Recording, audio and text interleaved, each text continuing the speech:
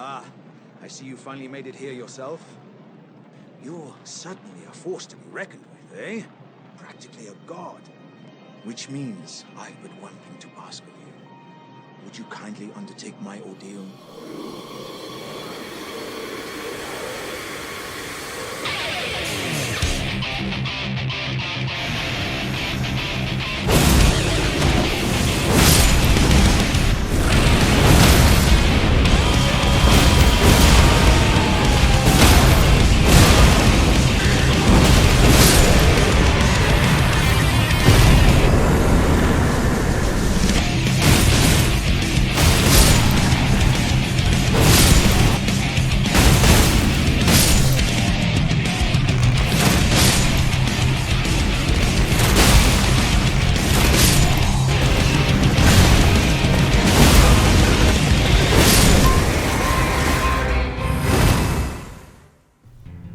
Hello, I'm Nigel Kobold, and this is the Red Iron Fist.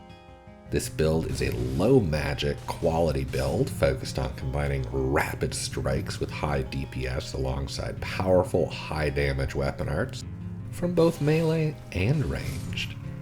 It provides some versatile talisman choices depending on how you personally like to play it, and my headcanon from the intro here is that we're post-quest living on as Iron Fist Alexander's legacy, alongside dear Jar Baron, of course. So we're rocking some Iron Fists, and to be fair, some Iron Feet as well. This build was a lot of fun. It kind of almost created itself. It wasn't the one I set out to make. I actually ended up getting stuck with the one I was working on, swapping weapons to this, and crushed the boss and kind of fell in love. So let's get into it. Our melee weapon is the Dry Leaf Arts, a new hand-to-hand class weapon from the DLC, which requires 8 strength and dexterity to wield. It has a B scaling in strength and dexterity when infused with quality. It has a very solid one-handed moveset with surprisingly good guard counters. It really shines when it's dual wielded. The light attacks are great, they come out fast, hardly cost any stamina, and when you can just stand and punch, the damage output is incredible. That said, it is the heavy attacks that really made me fall in love with this weapon. At least personally, I struggle with a lot of the low range weapons like daggers or fists. I just find I end up with bad positioning, I miss too many attacks, it's a me problem. But the forward momentum and the little shock blasts that happen when you're using the heavy attacks with this weapon give it a deceptively long range. So the abilities can even hit multiple enemies if they're really close, so it's really nice. It kind of takes care of the problem I usually have with those short range weapons. Beyond that, the heavy attacks and guard counters seem to do more stance damage than I was expecting. I don't know the exact number, but pretty good. And kind of most importantly, they feel good to use. The one thing I like about them more than the heavy attack, however, is the weapon art Palm Blast. This thing is hilarious. You can use a quick tap for some decent quick damage, or you can charge it up for a moderate range, small area of effect, high damage burst, and it knocks back or at least flinches most enemies. You can use it to sneakily hit through walls. So that's great, but not really hilarious, right? The hilarious part is the amount of hyper armor that charging this skill gives you. I feel like you can ignore 90% of enemy attacks while this thing is charging. It's unreal. I kind of couldn't believe it.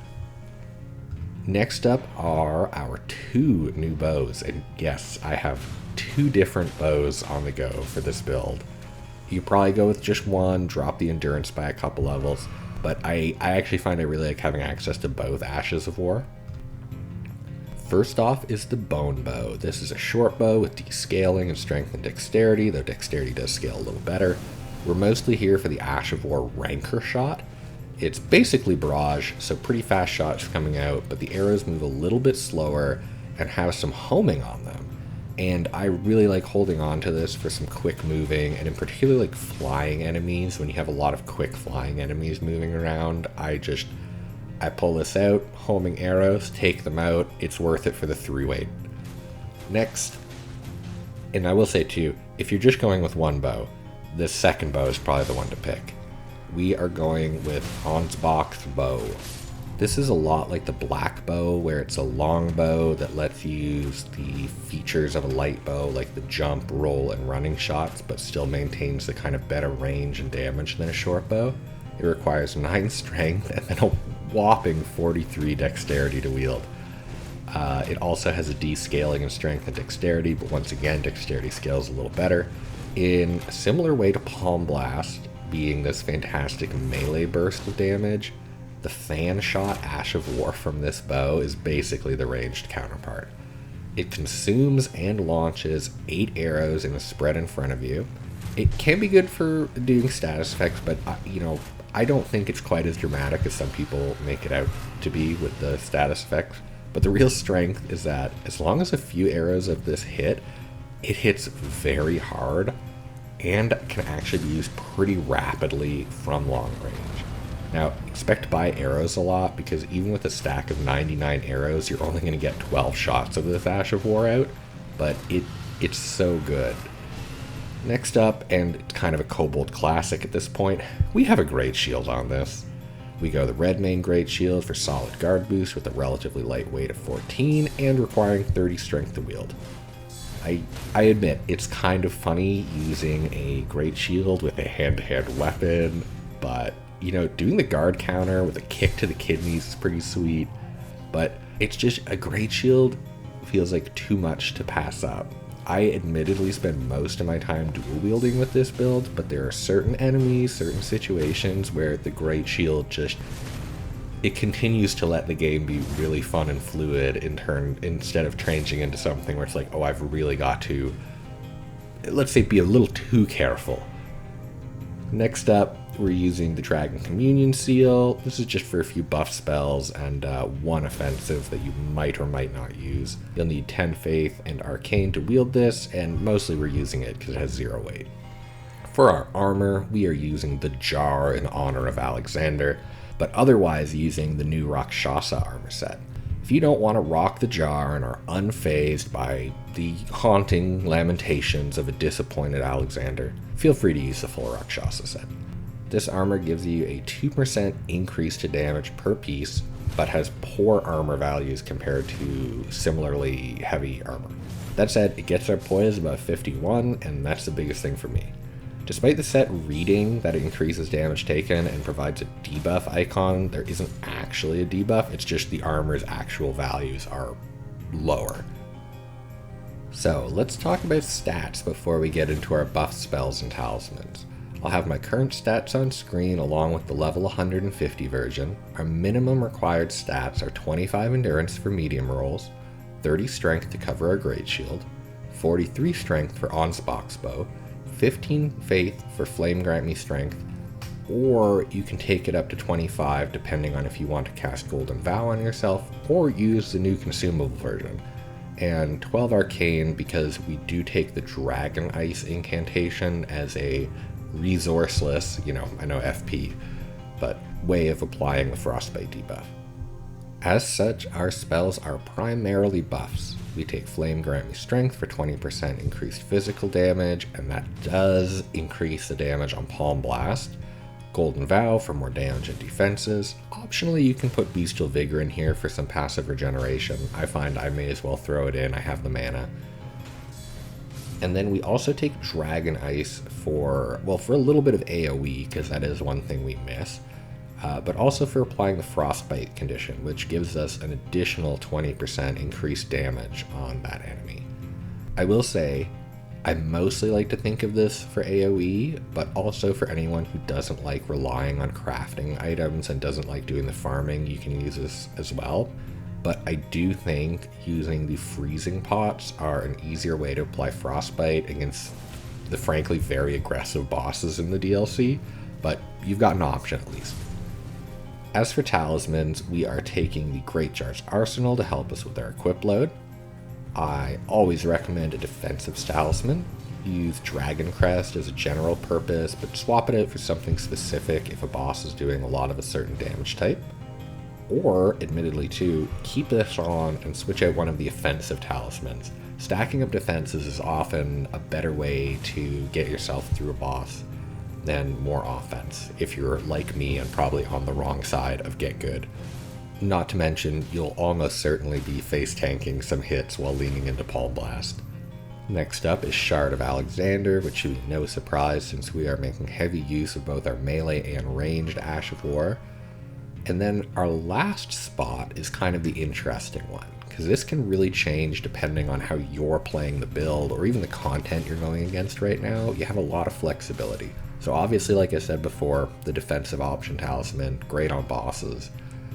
My personal go-to is a Godfrey icon, just so that the fully charged Palm Blast hits like a truck, because I find this is where I'm really leaning into with the build.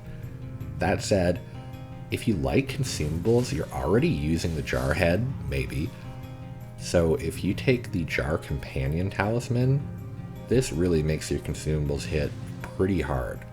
I'll note too that the hefty jars don't seem to be a huge improvement in damage, and I'd probably stick to the normal size jars primarily and just focus on countering enemy resistances. Don't get me wrong, they're solid damage regardless, but when you use this on an enemy or boss that is weak to that damage type, like a Holy Pot for example, it is often going to hit much harder than you think it would. If you find yourself really leaning into the dual wielding aspect, however, the Rotten Wing Sword Talisman is a great pick. Kind of in a similar boat if you're in that pick but maybe want a little more defensive side. You could also go the Godskin Swaddling for some extra healing. And if you find yourself leaning to bows, which on a few boss fights I actually found I was primarily using my bow to kind of make some space and then get off some big hits and then go back into the dodging for a little bit, the new Arrow Soaring Sting Talisman is a great way to go. And that's the build. I was really surprised with how much fun it was and also like how effective it was. This is a really good build for dealing with some of the nastier stuff the DLC throws at you. It generally has an answer. And the primary focus of just being really on weapons and bows and consumables, it really brought me back to playing Dark Souls for the first time before I realized how busted magic was. Anyway, I hope you enjoyed the video. If you did, maybe leave it a like, maybe a comment. Normally I've been kind of going into the bad joke thing, but on this one, if you want to leave a comment but don't know what to say, make a toast to Alexander. And if you want to see more Elden Ring builds from me, subscribing probably won't be the worst regret you have for your entire life, and I'll be pretty thrilled about it. Either way, thanks for watching. Good luck.